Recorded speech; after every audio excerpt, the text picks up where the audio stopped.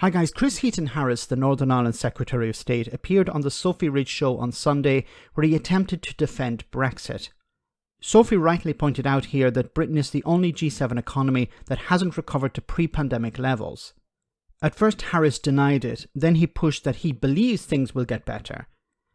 Then he says you have to take into account the war and the pandemic, which Sophie rubbishes correctly. Finally, he promotes European single market access as a Brexiteer. Have a listen to this. You're a sceptic, obviously. Has Brexit made us poorer? No. What, the OBRs that predict both exports and imports will be 50% lower in the long run than if the UK had remained in the EU. The Bank of England predicts the UK suffering loss of business investment worth £29 billion. I understand the arguments about autonomy, about democracy, but on has it made us poorer, you say no. I say no. What's your evidence for that? My evidence is that we are still a growing economy. We're doing really well. We've had we're the only country in the G7 to have a smaller economy than pre-pandemic. Yeah, but it depends on which year you're measuring and where. Actually, I think people were predicting we were going into recession. It doesn't depend on what year you're measuring. If you look at our pre-pandemic economy size, we're the only country in the G7 to have a smaller one. So, but people. I'm a great believer that this country... And there we have it. There we have it. When presented with evidence, he folds and he resorts to, I believe. And this is the core problem with Brexit. It's I believe. So back in 2016, it was, leaving the single market or putting up barriers to trade is going to affect businesses. It's going to make trade more difficult. It's going to affect the economy. And the response from Brexiteers was, I believe. Believe in Britain. In 2019, Brexiteers like Boris Johnson, Jacob Rees-Mogg, maybe Heaton-Harris as well, were saying you need to believe in Brexit. If people believe in it, then it will succeed. I'll go to businesses who are trying to import and export and completing paperwork and stand behind them, look over their shoulder and tell them, if you believe enough, you won't actually have to complete this paperwork. Businesses who have relocated or are considering relocating to the European Union, to the single market, in order to continue to operate, maybe you should tell them if they believe enough, they won't need to do that. If they believe enough, they can return to Great Britain and create jobs and help the economy. That's all you need to do. Believe. Ignore reality and believe. Once again, I've said this before, it's a cult. This is cult-like mentality. Ignore the facts, ignore reality and believe. Has got a much better future that will grow quicker having left the European Union. I believe, actually, we're just about to prove that. And in Northern Ireland, we're going to prove it even more because of the deal that we've just struck under the Windsor framework. Now, Northern Ireland is part of the single market when it comes to goods.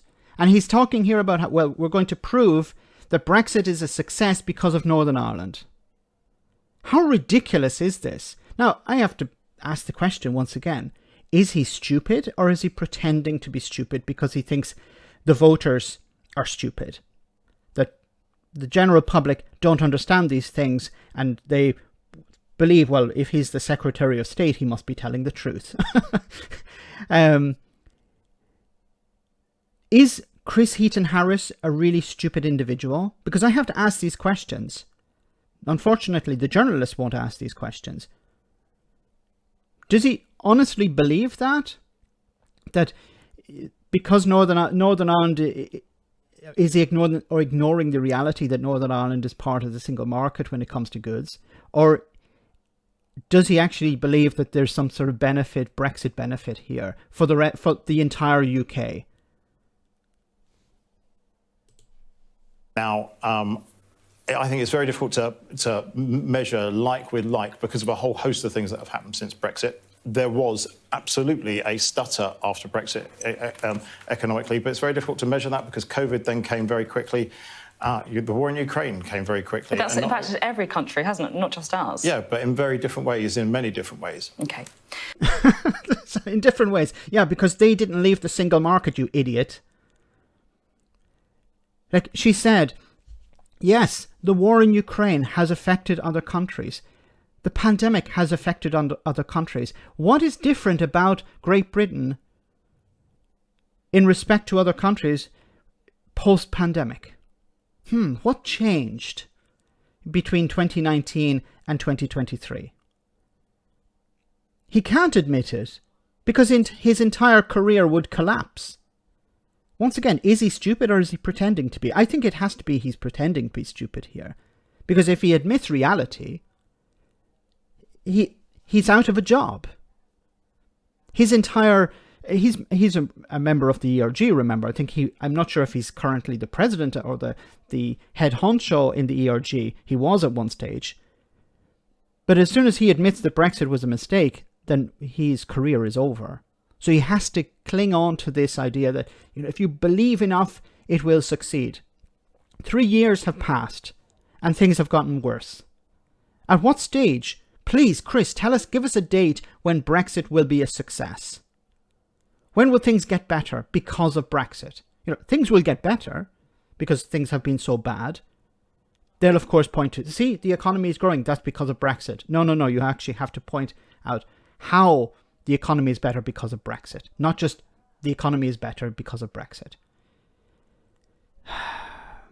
Let me know in the comment section, guys, what you think about all of this. As always, your comments are greatly appreciated. Thanks a lot.